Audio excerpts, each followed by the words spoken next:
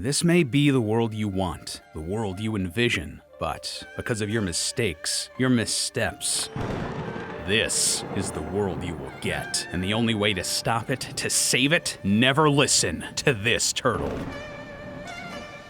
Hello, Internet. Welcome to Film Theory, the show that knows that the secret to theorizing was inside of you all along. And just to start, I'm sure many of you are probably a little bit confused right now. Why did MatPat's voice suddenly drop a couple of octaves? Is this a true crime podcast now? Well, not exactly. Obviously, I am not MatPat. My name is Lee. It's great to meet you. I own 4 swords and I've lost a game of Mario Party to Vegeta. Well, his voice actor. He's a nice guy. I've actually been working behind the scenes here on the Theorist channels for going on 10 years now. No joke, I was the 3rd editor Matt ever hired all the way back in August of 2014. My very first episode was the Peach is Dead game theory, but I've since been able to keyframe my way out of the editor dungeon, and I've had a hand in film theory since the very beginning. I have written or edited countless videos for the channels. Literally, I tried to count them and I have no idea. They all kinda just blur together at some point. I think I did Gaster? Not Sans' Nest though, that was all Matt. Regardless, I know this is a big change, and I know it's a lot. I'd say that this meme that's been floating around really kinda sums it up best. My time has come. You must continue your journey without me.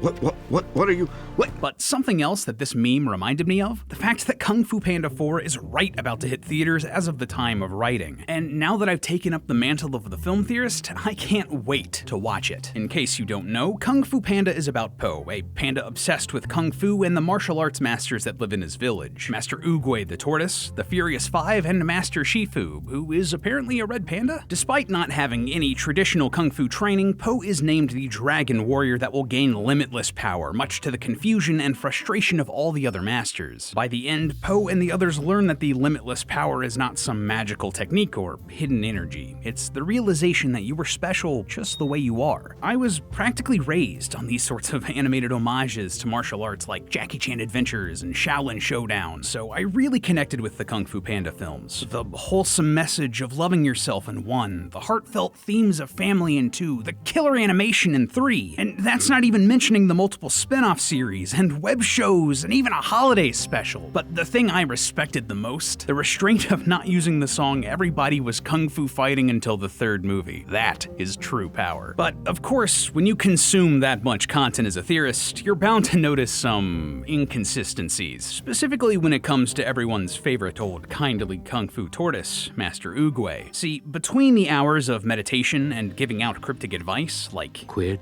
don't quit.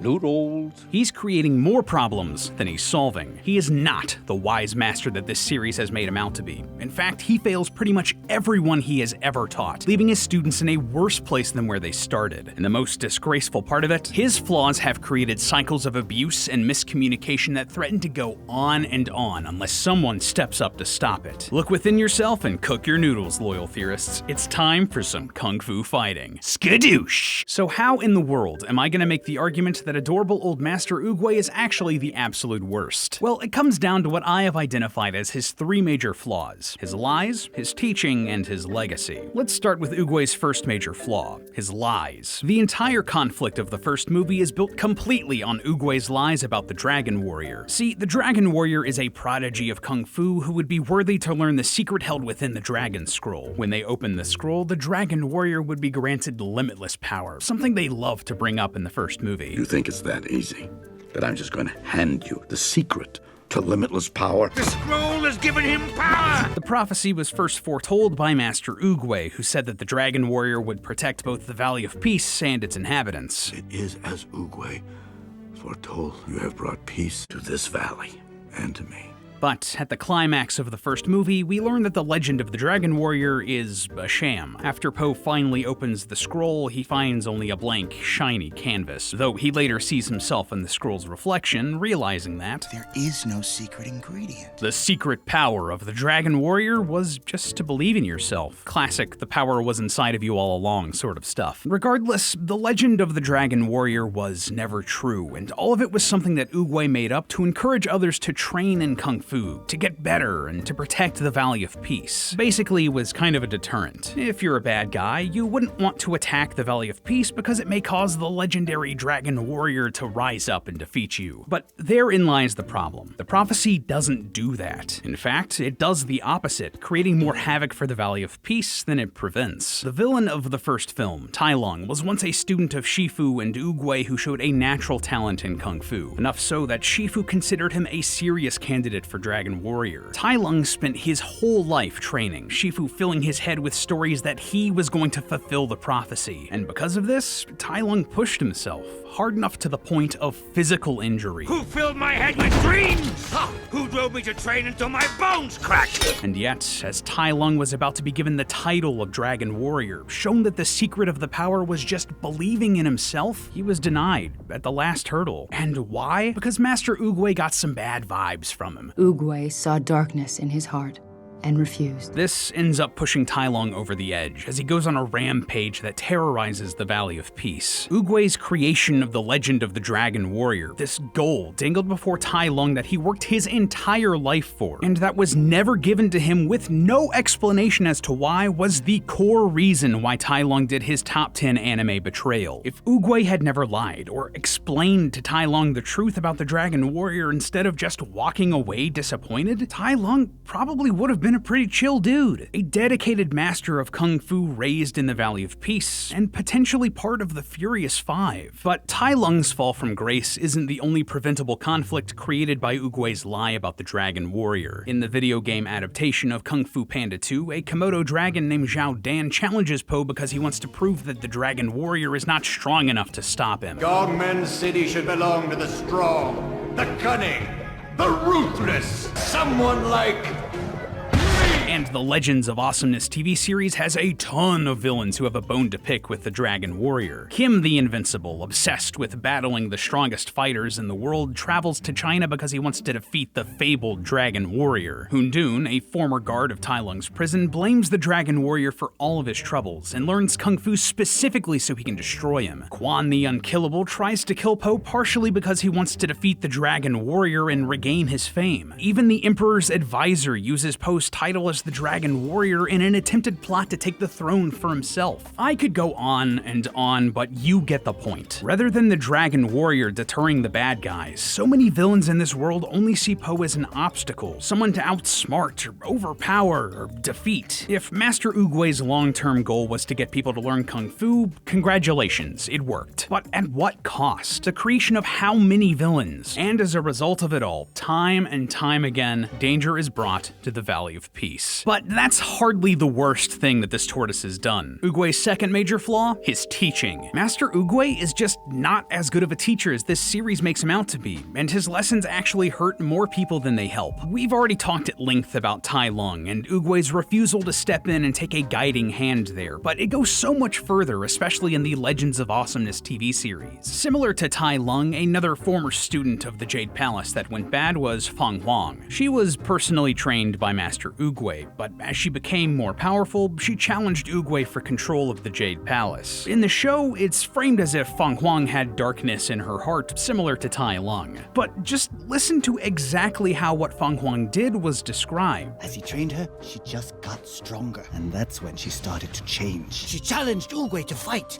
declaring that she would be the master of the Jade Palace. That's it. No, she tried to murder all the students. No, she tried to enslave the valley. No, I'm going to kill you specifically, Oogway. All she did was challenge Oogway for mastery of the Jade Palace in a fair fight. And what did Oogway do in response? Instead of doing nothing like he did with Tai Lung, Oogway did something even worse. He created an owl-shaped cage that was inescapable, perfectly fit for Feng Huang. Even if it's all true and Feng Huang did start turning evil, which again, I'm not so sure of, all this means is that Oogway didn't even try talking to her. Instead, he saw the dark path that she started down and just decided that imprisoning her in an Iron Maiden was the best course of action, exactly like we saw with Tai Lung. For those of you keeping count at home, that is now 2 times where Oogway has seen someone going down a dark path and done nothing about it. In other cases, where there is definitely some innate evil in some of his students, Oogway takes no action even before they hurt other people. Case in point, Ding was a kung fu student at the Jade Palace who had incredible telekinetic abilities. To his credit, Oogway recognized this talent, but instead of taking Ding under his wing, Oogway sent him away to an order of monks to train. This led to tragedy when Ding grew impatient, using his abilities to hypnotize the monks and forcing them to jump to their deaths. There is just so much wrong with this. Like, if Oogway is so adept at sensing the darkness in people's hearts that he was willing to prepare a cage to lock up one of the Furious Five, his most trusted students, why didn't he sense Ding's darkness and put a stop to it before he murdered all of those innocent monks? But these sorts of special talents aren't always recognized. For example, there's Dao Dai, one of the series' recurring antagonists who helped Shifu construct the training hall of the Jade Palace. He also became one of Oogway and Shifu's students, though he had a lot of trouble learning martial arts. But Dao Dai had other skills, putting his talents in engineering to good use before constructing a giant wooden warrior that would fight for him. I wanted to make up for my lackings,